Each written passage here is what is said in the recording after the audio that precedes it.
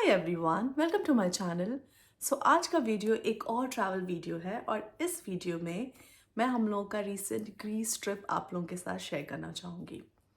जब भी ग्रीस की बात आती है हमें पता है कि ग्रीस बहुत एक्सपेंसिव है और अगर वहाँ पे आप अपने बेबी के साथ ट्रैवल करना चाहो तो वो और भी एक्सपेंसिव हो सकता है। लेकिन अगर आप कुछ ऐसे टिप्स और पहले से प्लानिंग करो और कुछ टिप्स फॉलो करो तो इसको आप बजट फ्रेंडली बना सकते हो। तो मैं हमारे पर्सनल एक्सपीरियंस के बेसिस पे कुछ ऐसे टिप्स आप लोगों के साथ शेयर करना चाहूँगी जो कि जिसने हमें बहुत हेल्प किया है इस ट्रिप को बजट फ्रेंडली बनाने में और हमारे बेबी के साथ ये ट्रिप बहुत ही ज़्यादा स्मूथ और कंफर्टेबल भी रहा। तो अगर आपको वो सारे टिप्स जानने हैं तो प्लीज़ आप ये वीडियो देखिए एंड तक।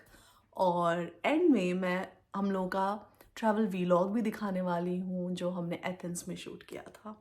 Hope you like this video. So let's get started with the tips. When it comes to tips, the first thing you can do is about your flight tickets. So flight tickets या तो आप बहुत advance में book कर सकते हो या तो I would suggest to go on the airline website and then book the ticket because there you get really affordable tickets. But although the tickets to Greece is not that affordable, हमने tickets book किए थे from UK, from Gatwick Airport to Athens, and they were not like really affordable. They were expensive. The second thing is about the accommodation, and I would suggest to have an Airbnb with the baby, and especially like an apartment जहाँ पे kitchen हो और आप cook कर सको घर पे, because that's really important. To save some money or also to enjoy your own food in your own time instead of, because Greece mein khana is expensive. It's quite expensive. The third thing is about food, So with a baby, you need some ready to eat food, right? So what we did is मैंने घर पे बहुत सारा खाना बनाया, मैंने उसको freeze किया और मैं वहाँ पे ले गई and that really helped us because जब आप वेकेशन में होते हो आपको बहुत सारा टाइम स्पेंड नहीं करना है इन कुकिंग। पहले तो you are like in the enjoyment mode और वहाँ पे भी आप खाना बना रहे हो तो वो काइंड ऑफ स्पॉइल्स इट। अगर आपके पास already ready to eat food है तो एक तो आप बहुत ज़्यादा कभी कभी हम टायर्ड भी हो जाते हैं तो वो बहुत हमें हेल्प करता है। सो I would advise to have a frozen food. Either you can buy from outside or you can cook food and just freeze it and take it with you. The fourth option is about the sightseeing. So with a baby आप ज़्यादा don't target to watch to see everything because वो बहुत ज़्यादा hectic हो जाता है। तो mainly in a day आप चूज़ कर सकते हो कि I will go to these two places और वहाँ पे जाके हम लोग मस्त इंजॉय करेंगे and we will make the most of it instead of going every spending no time at all. So that also helps. If we follow all these things, then it really helps us to make ourselves comfortable, our baby comfortable, and our journey much more smoother. So I think, yeah, these are the tips, and now it's time to see our Athens vlog, and I hope you like it. So let's get started. Okay, so we had booked flight from Gatwick Airport to Athens और ये Wizz Air UK का flight था और almost 3 hours लगा था to reach Athens.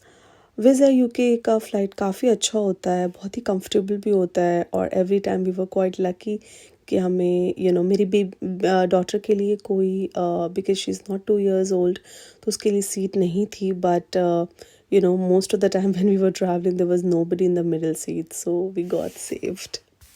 मुझे Athens city काफ़ी अच्छा लगा, बहुत ही एक एंशिएंट टाइप फीलिंग आ रही थी और मुझे इंडिया की भी वाइब्स आ रही थी। So we had only 1 day और वो उस दिन को हमें we wanted to do the most of it. So हमने सोचा कि जो एथेंस का एक्रोपोलिस ऑफ एथेंस है वही देख लेते हैं और हमने सिंस अपार्टमेंट सिटी सेंटर में लिया था, सो वहाँ से Acropolis of Athens just 12 minutes walk था, बट हमें पता नहीं था कि एक्रोपोलिस एक्चुअली हाईएस्ट पॉइंट में है एथेंस में और जाने के टाइम पे बहुत ज़्यादा चढ़ाई थी और बेबी के साथ थोड़ा डिफ़िकल्ट हो जाता है और वी ऑल्सो थॉट कि यहाँ पे प्रैम भी चलाना मुश्किल था, but we were quite happy because we took carrier with us और काफ़ी इजी हो गया था कैरियर के साथ, ऑल्दो टायरिंग था but it was more convenient and more comfortable. So I would say like baby carrier is must when you're visiting Acropolis, because ये काफ़ी, एक तो आप भी comfortable होते हो और आपकी बेबी भी comfortable होती है. और once you reach there you need to get tickets to actually go and see the structure. but यहाँ पे आप freely भी देख सकते हो, but वहाँ से उतने अच्छे से नहीं दिखता है. So and we took the ticket and it was for like 10 euros per adult. For my daughter it was free because she's not 2 years old yet. और यहाँ पे जैसा कि आप देख सकते हैं अभी हम लोग जस्ट उसको एंटर ही कर रहे हैं एक्रोपोलिस को. So once you enter you see this amazing structure और पूरा का पूरा एथेंस का बहुत ही अच्छा व्यू आपको दिखता है. इट्स मैग्निफिसेंट और बहुत सुंदर लगता है and it's really nice. So as you see we just reach the starting point of the Acropolis. यहाँ पे अभी कुछ खास बचा नहीं है. Most of the structure damage हो गया था in one of the wars in 1687. यहाँ पे जाके मुझे पता चला कि एक्रो का मतलब होता है हाईएस्ट पॉइंट एंड पोलिस मतलब city. So it's a Greek word and या इट्स अ ह्यूज स्ट्रक्चर और अभी कुछ उसके रिमेन्स ही बचे हुए हैं.